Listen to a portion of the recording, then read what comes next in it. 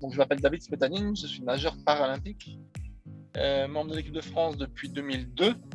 J'ai participé à 4 jeux et Tokyo seront désormais mes 5e jeux. Donc, c'est assez historique aussi. Voilà, mais c'est bien de marquer le sport en général et l'histoire du sport. Ma spécialité, c'est le crawl, plus communément appelé la nage libre, puisque j'ai été médaillé à chaque fois en crawl. Alors, une fois en dos aussi à Pékin, mais sinon, ça a toujours été en crawl. 50 mètres, 100 mètres ou 200 mètres nage libre. J'ai gagné jusqu'à présent 9 médailles aux Jeux, 12 au championnat du monde, 11 au championnat d'Europe, ou l'inverse, je sais plus. J'ai un record national de titres, tous sports confondus et toutes disciplines confondues, c'est-à-dire olympique ou paralympique, avec 155 médailles d'or. Sachant qu'on peut faire plusieurs disciplines, plusieurs épreuves dans notre sport, comme en athlétisme, donc forcément ça aide un petit peu. Voilà, et comme j'ai dit tout à l'heure, je suis quelqu'un de très engagé, très investi au sein des institutions sportives nationales et internationales, mais pas qu'au sein de ces institutions-là, en général, l'image générale, auprès d'associations. Je pense à ELA, l'association de Guy Alba et Zinedine Zidane que je défends corps et âme pour les leucodystrophies. Un maillot pour la vie aussi, comme d'autres sportifs, beaucoup. Et puis j'ai une fondation au Cameroun sur laquelle je m'implique de plus en plus. Voilà.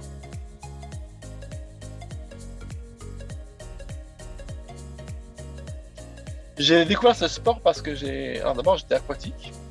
On m'a appris à nager assez rapidement parce qu'on sait que c'était aussi une mesure importante préventive pour éviter de se noyer.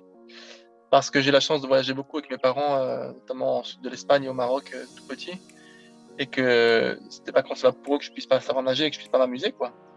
Alors, par sécurité encore une fois, mais par plaisir. Et puis il se trouve que mon ami d'enfance, un de mes amis d'enfance, pardon, son père était directeur de la piscine où je m'entraîne encore aujourd'hui, et le stade nautique des Chirolles, et du coup j'ai passé très nombreuses années à la piscine et chez eux d'ailleurs le week-end tout le temps, et ça m'a donné envie, quoi, de faire comme lui. Je le voyais grandir, je le voyais devenir de plus en plus costaud, s'étoffer un maximum, et c'est quelque chose qui m'a plu. Et puis parce que j'ai été élevé à travers les valeurs du sport, et notamment en regardant les Jeux Olympiques à la télévision tout petit, et c'est quelque chose qui m'a été vraiment salvateur dans ma vie après mon accident. Donc je voulais être comme ces grands champions un jour sur un podium olympique, avec tout le travail et la difficulté que ça demande, parce que c'est du très très haut niveau et ça demande beaucoup de travail, beaucoup de sacrifices, beaucoup d'engagement, beaucoup de choix aussi. Sacrifice ou choix. Et que je voulais un sport difficile. Je voulais que ce soit méritant, quoi. Voilà. Puis il y a le côté glisse, passion aussi, bien sûr, hein. Vitesse, qui est propre à ce sport en natation, mais j'ai commencé par le judo tout petit. Voilà. Donc voilà ce que je peux dire sur ce sport-là, et principalement parce que les Jeux m'ont toujours fait rêver, quoi. Et je me suis dit qu'un jour, je serai aussi sur un podium aux Jeux. Alors ça n'a pas pu être au niveau olympique, mais ça a été pour le coup au niveau paralympique, parce que j'ai réussi à rebondir grâce au sport après un accident, et notamment grâce à la natation.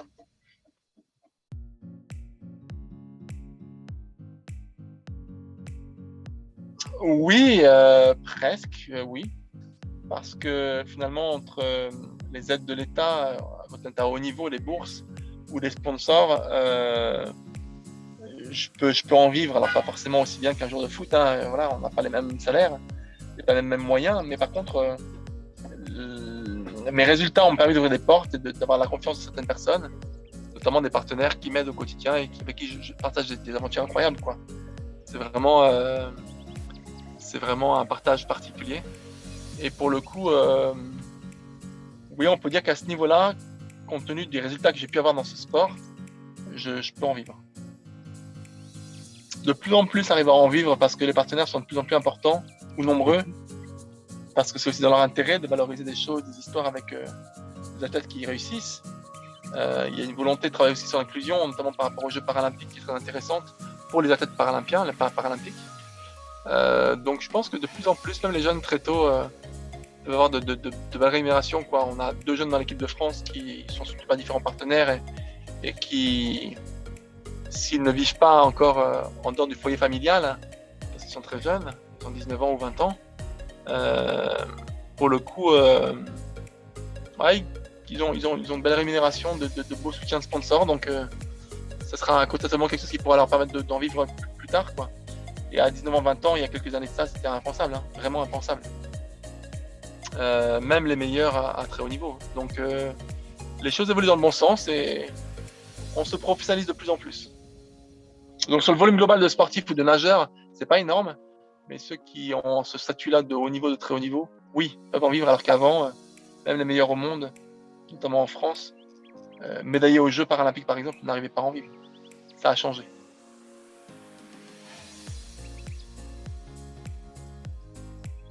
Oui, clairement, à le soigner aussi quelque part parce que l'eau, c'est un élément qui est fantastique, qui draine vraiment beaucoup et dans mon quotidien, quand je suis à l'entraînement, je suis bien plus équilibré que quand je ne m'entraîne pas, quoi. Euh, Bien sûr, c'est un sport qui est très accessible en plus. Tout le monde peut participer à ce sport, peut essayer de nager parce que tout le monde flotte. Alors on avance plus ou moins vite, mais tout le monde flotte. Donc c'est un sport qui est vraiment accessible. Dans l'eau, on est en apesanteur, on est un peu comme dans l'espace, c'est incroyable. Donc tout le monde peut, avec un handicap lourd ou une déficience visuelle, amputé, pas amputé, blessé médulaire ou une maladie, tout le monde peut nager. Donc c'est très intéressant. D'ailleurs, c'est un sport à tendance douce, comme on dit, pas traumatisante comme le tennis ou le squash par exemple. Et donc on peut le pratiquer encore longtemps. La preuve, 46 ans, il y a très peu de champions à ce niveau-là qui sont encore en équipe de France dans un autre sport, quoi.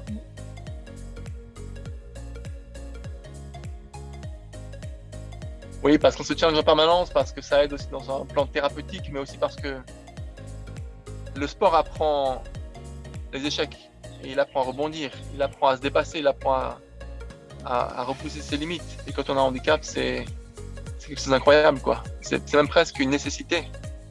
On gagne en autonomie, on gagne en forme physique, on est plus ouvert dans sa tête, on est mieux dans sa tête, on est plus équilibré, et on montre qu'on peut faire aussi, tout simplement.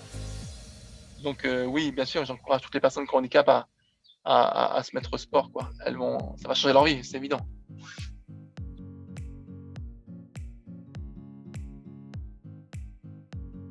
Oui, notamment en référence à nos amis voisins, nos amis et voisins italiens. Bien sûr qu'on pourrait faire mieux que ça, bien entendu. On avance, on fait de très belles choses, mais on peut faire toujours mieux. Et ça serait une super nouvelle parce que ça permettrait vraiment d'aider 6 millions de personnes quand même en France, hein, qui ont un handicap et qui pourraient se dire, ben, on donne une visibilité au sport, donc on va peut-être aussi amener de l'accessibilité, amener plus de visibilité, plus de moyens pour le sport, comme un vrai outil éducatif, quoi. Et je crois que c'est quelque chose qui est important, il me semble. C'est une matière qui est trop souvent été négligée alors que c'est un bien-être pas possible. Quelqu'un qui n'est pas forcément très intellectuel ou moins doué là-dedans, qui peut s'épanouir par le sport aussi et partager avec les autres. Le premier lien social au monde, c'est le sport, hein. C'est ni les réseaux sociaux, ni je sais pas quoi, c'est vraiment le sport. La notion de club d'appartenance, elle est incroyable. Et ouais, bien sûr que c'est dommage que le sport n'ait pas une place plus grande dans notre société, dans notre pays. J'espère qu'elle va l'avoir, grâce aux Jeux de Paris notamment.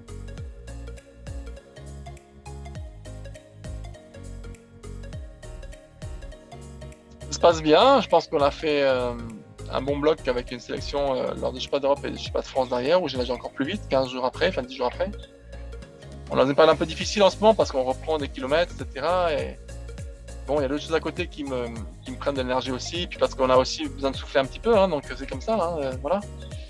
Euh, mais ça se passe bien. Par contre, euh, j'ai une carte à jouer, c'est une certitude. Être dans les favoris, non plus maintenant. Il y a les petits jeunes de 20 ans, notamment israéliens, qui, au-delà des. Parfois, certaines catégories ne sont pas forcément toujours très très justes, mais peu importe.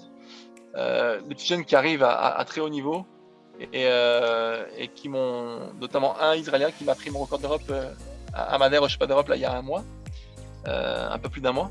Et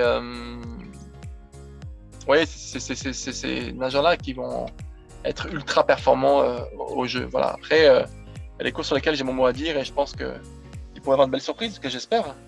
Mais je vais nager le mieux possible et puis on verra ce qui se passe après. En tout cas, on bosse bien et puis on va avoir un gros mois de préparation au Japon avec 3 semaines de stage. Enfin, un peu plus, un peu moins en tout, enfin 3 semaines au Japon avant les Jeux, mais mais 15 jours de stage important, et ces 3 semaines-là vont être importantes, quoi. Voilà, c'est dans les réglages, c'est encore une période de travail dans le pays, sur place, et ça compte.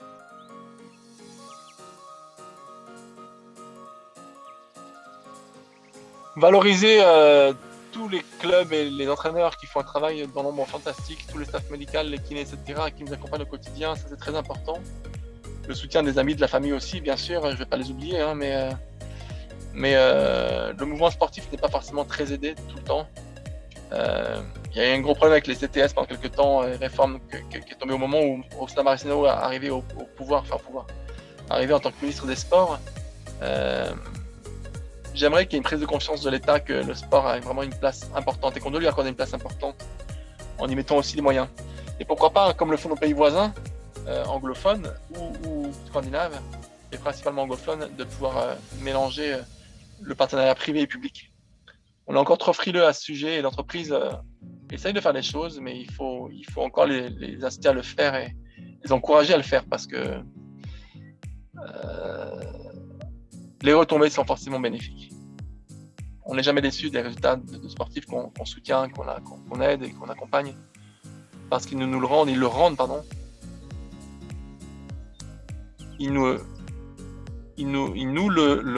oui, au centuple, dans la dynamique qu'ils peuvent apporter à l'entreprise, dans l'engagement, dans l'image aussi.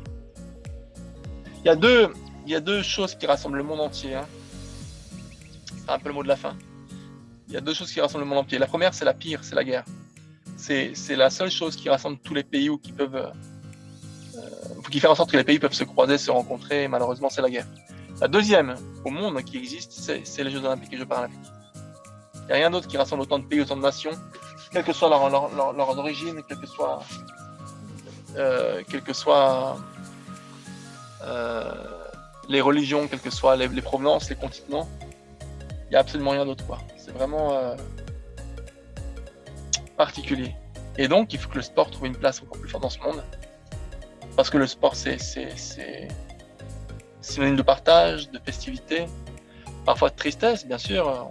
On a perdu un match qu'on n'aurait jamais dû perdre contre la Suisse, et c'est dur de savoir que les Bleus qui ont tellement travaillé n'iront pas plus loin dans la compétition, mais c'est le sport aussi, et c'est ce qui le rend unique quelque part.